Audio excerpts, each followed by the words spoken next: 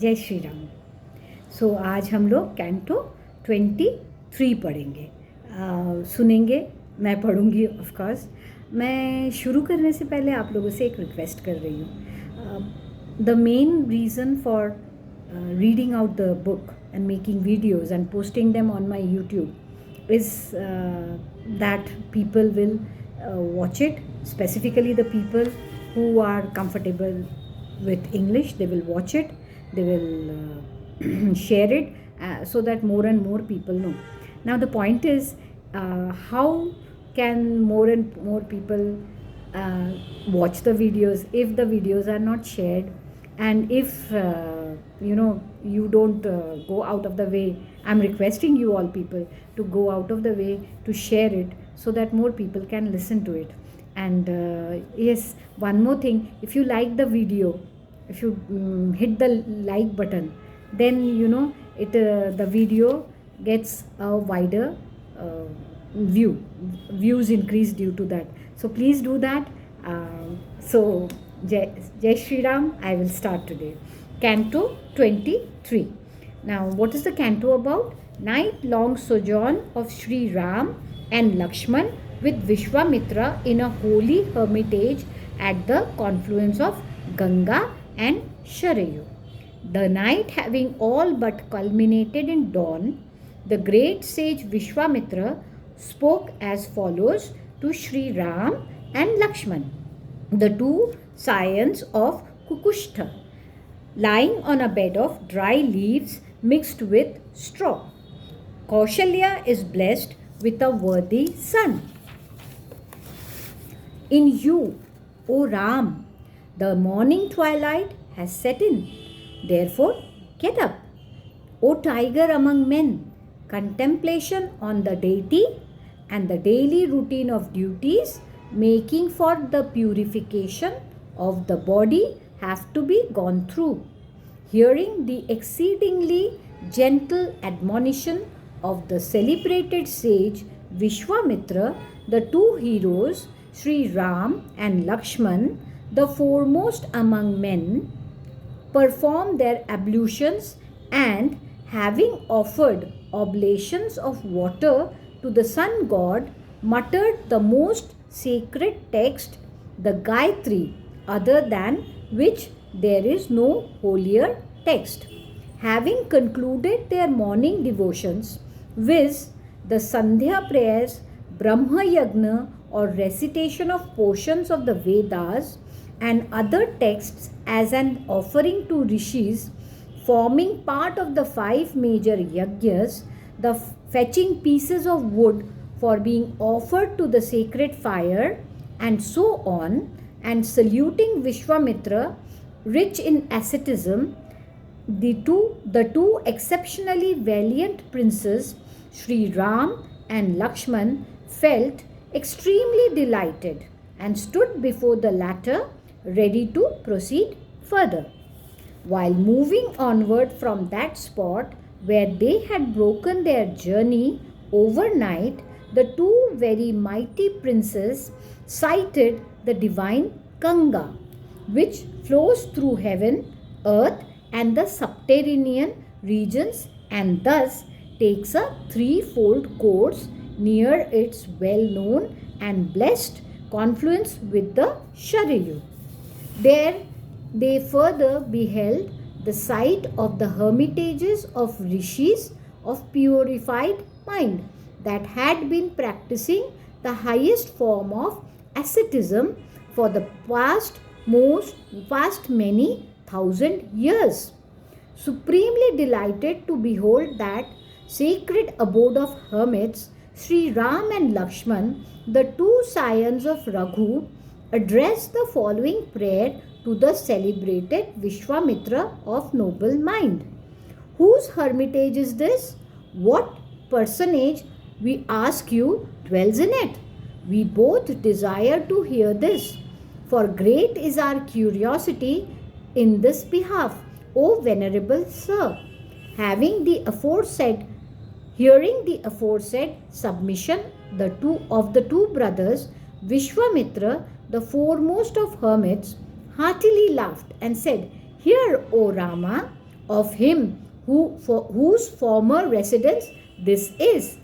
Kandarpa, the god of love, who is also spoken of by the wise as Kam, Cupid, was endowed with a living form in the past. On one occasion, the foolish fellow was bold enough to assail with shafts of love Lord Shiva, the suzerain Lord of gods, who had been performing austerities in this very hermitage and remained uninterruptedly absorbed in deep meditation, while he was, after having married, going out along with the entire host of 49 wind gods in order to meet goddess Parvati, and love was thereupon snubbed with a roar in the form of the sound by the high-souled Lord. He was further reproached by Lord Rudra, the god of destruction, with his third eye, O scion of Raghu, and lo, all the limbs of the evil-minded fellow dropped off from his body. It was on that occasion that the limbs of the haughty fellow, consumed through the wrath of Lord Shiva, the suzerain Lord of gods, disappeared, and it was in this way that Kam was rendered bodiless. Thenceforward, he came to be widely known by the name of Anangha, bodiless. O scion of Raghu, and the tract of land where that glorious being shed his embodied state became known as the Angha territory. So the tradition goes.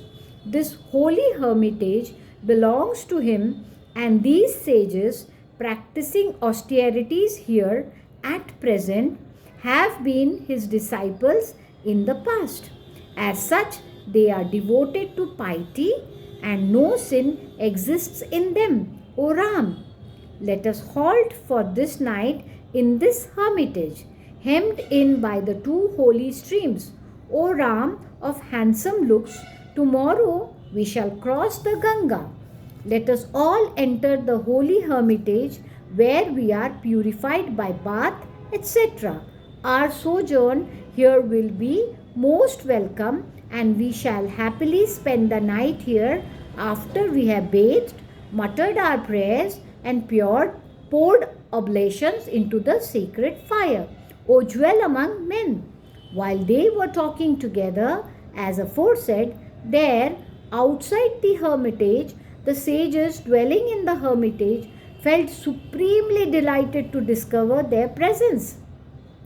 With their eyes that had attained a long range clairvoyance through Ashkeshis, and experienced a thrill of joy, having offered to Vishwamitra water to wash his hands and feet with, and extending their hospitality to him, they subsequently offered hospitality to Sri Ram and Lakshman too. Having received attentions in return from Vishwamitra as well as from Sri Ram and Lakshman, they regaled them with anecdotes.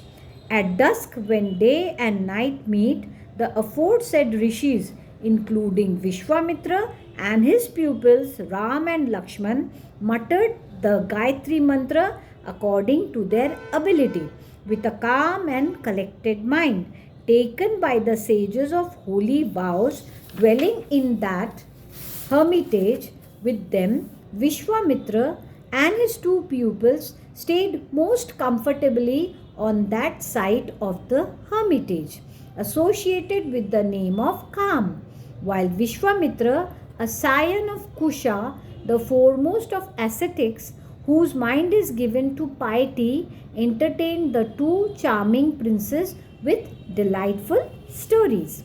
Thus ends Canto 23 in the BALAKAND of the glorious Ramayan of Valmiki, the work of a rishi and the oldest epic. So now for the questions, let's see.